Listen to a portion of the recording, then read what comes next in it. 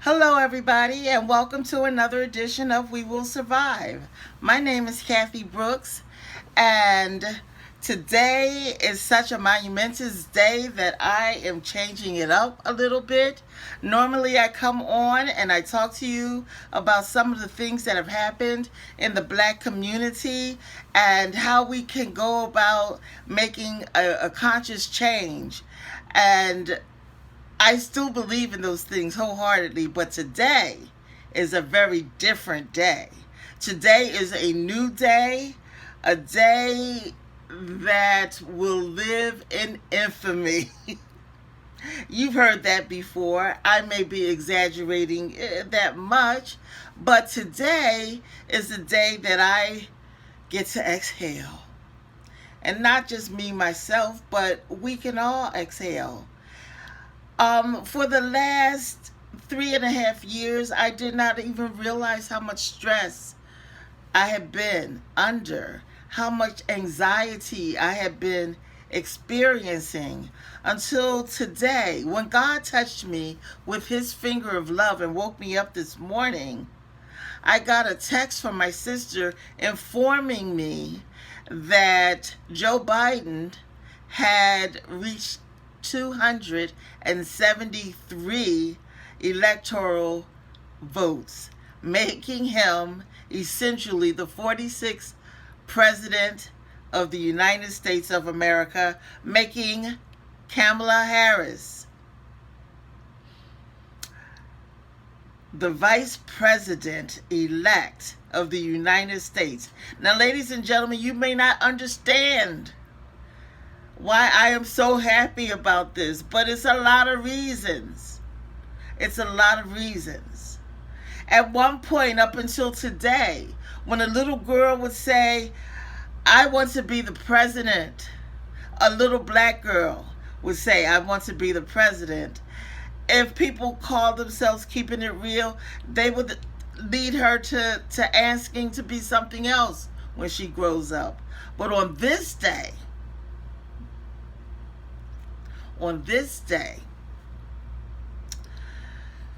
the Vice President of the United States is also a graduate of Howard University.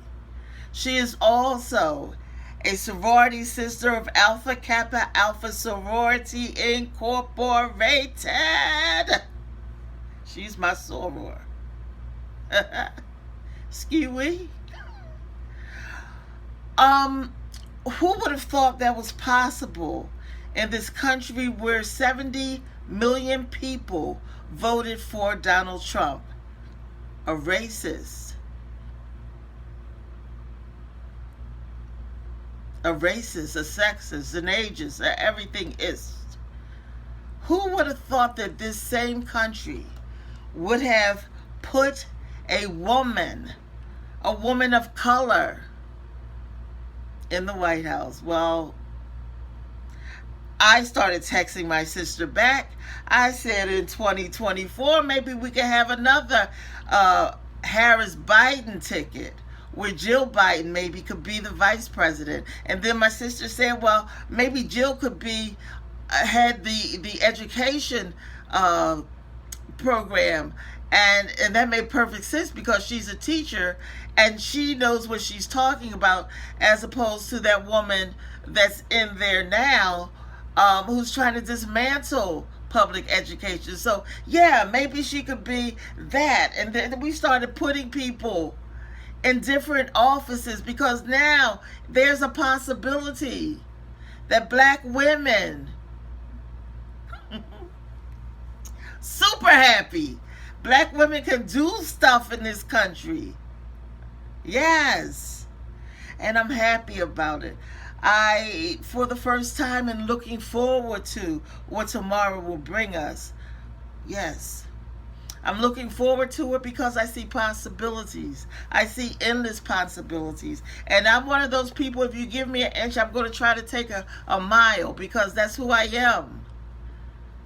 Yeah, I see the glass half full as opposed to half empty. And so now that Kamala is the vice president, I'm already thinking ahead to her being the president. Yeah, I am. And then I'm thinking, well, when she's the president, somebody else could be the vice president, right? And so once we got Joe Biden out of there and into the education department, and then I thought Michelle Obama's a very smart woman. Maybe she might want to be the vice president. And then I thought, like, Cory Booker might want to be the vice president. And that would be a whole different thing, because as a vice president and a male and a black male, that would be something that's never been done before also. And so the possibilities are endless. And I'm hoping that Joe Biden and Kamala Harris are thinking as wide as I am. Now, they have a lot ahead of them because Donald Trump tore this country up. We are globally blacklisted. And so Joe Biden is a very personable man.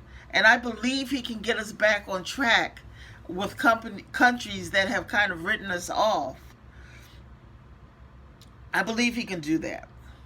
I believe that he is a bright man. I believe that he is personable. And I believe he can go in there and talk to global leaders and get us back. And I was talking to my sister again, and we were talking about the immediate need of addressing COVID-19. And then I was brought back down to reality a little bit, right? Because I was floating. I was brought back down to reality a little bit. And I thought, well, okay, it kind of is the most important thing right now. I know that in Europe they're already quarantining again because this is the second strain that's being met with the flu. And so this is a very serious time. And the numbers are climbing. Okay, so my feet are almost on the ground. And then I thought, well, Joe Biden said that if Trump, excuse me, please, if Trump goes ahead and fires Dr. Fauci, he's going to rehire him. And he has his nose to he knows what's going on with this virus, right? And so he can lead Biden toward telling us as the American public what we should do to remain healthy.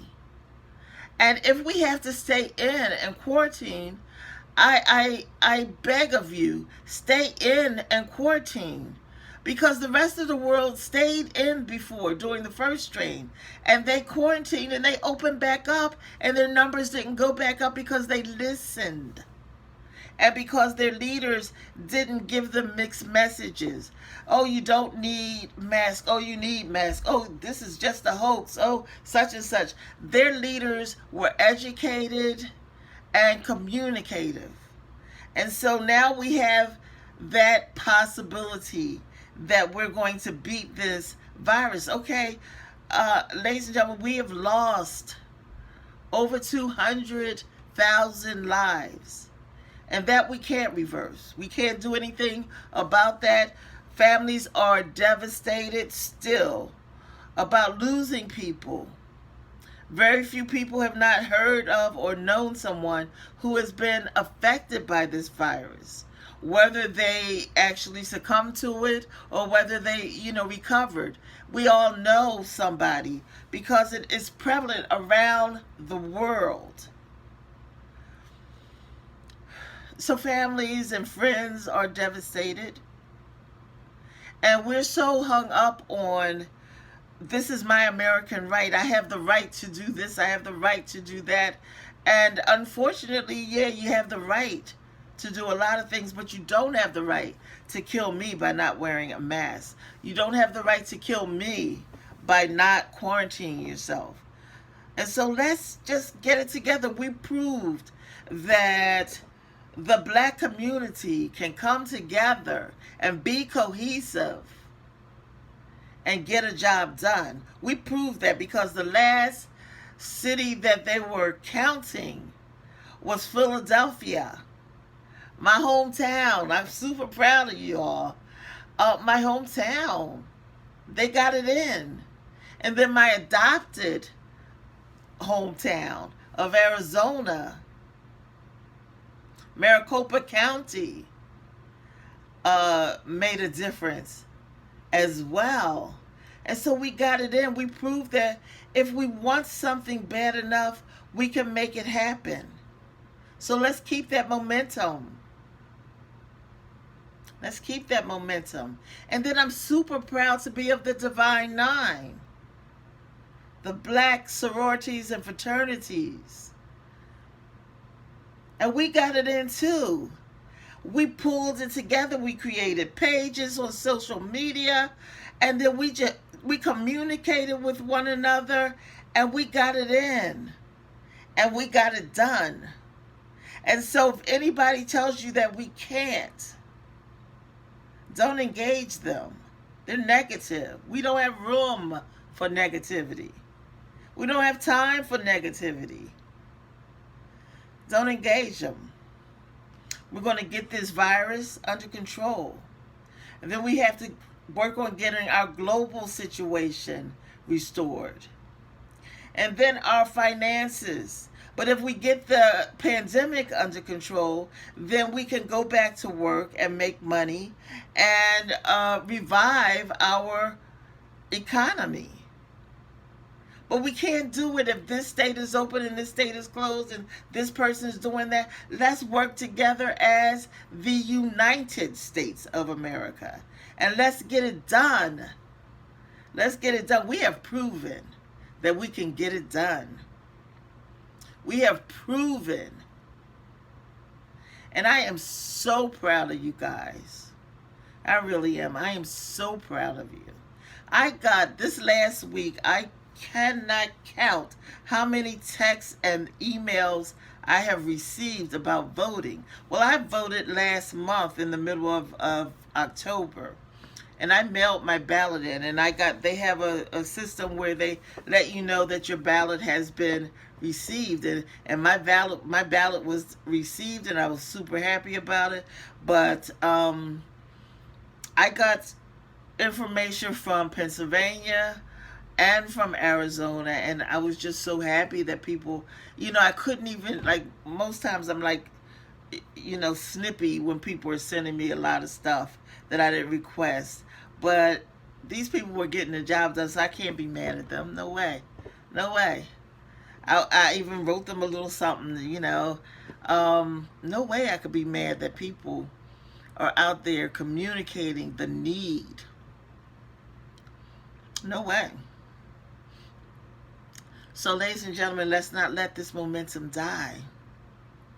We have been through so much. We have been through a pandemic. We have been through, I'm not going to say that we've been through racism, because that's always been a common situation in the black community of America. So I'm not going to say we experienced racism. That sounds crazy.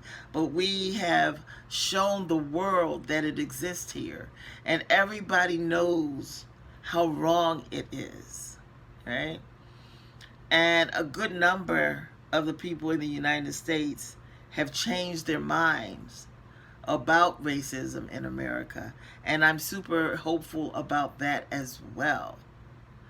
So the common denominator of all of those things is to stick together, to communicate, to get the word out. Like when something happens with police brutality or with Karen or, anything like that, we post that stuff on social media and it gets around and around and around. And then people are saying, oh, I heard this case. And before they, get finished, you can say, oh, I know about that. Wasn't that something, blah, blah, blah. Like, it gets around, right? So let's keep that going. Let's keep it going. I'm so happy.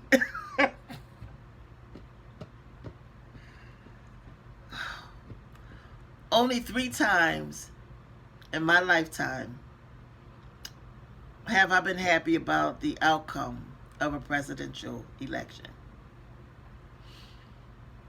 Sometimes I have been okay about it.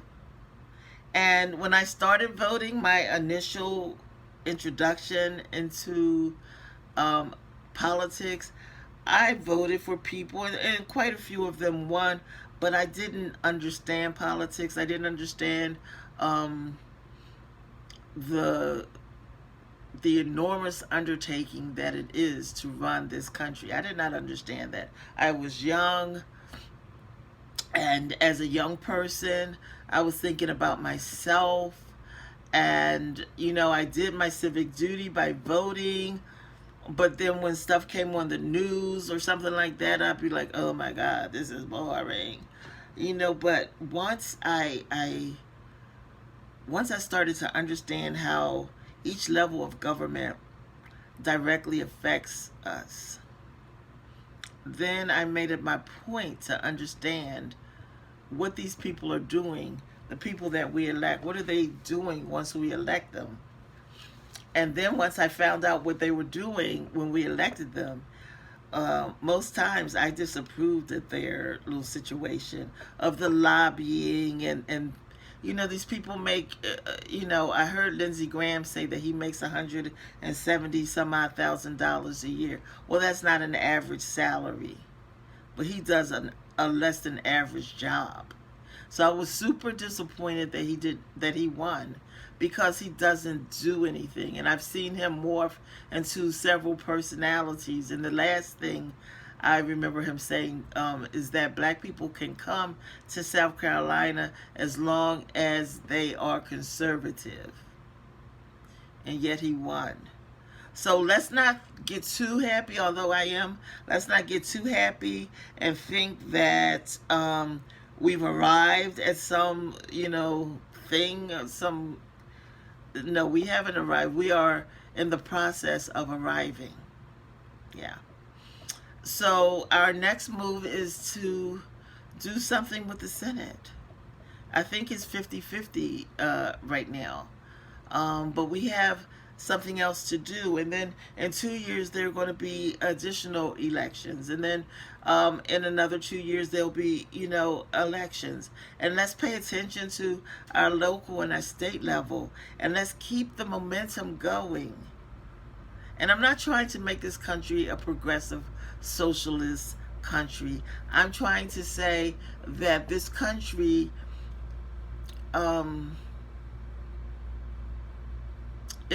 it owes its citizens something for all that we give. Donald Trump paid $750 in taxes.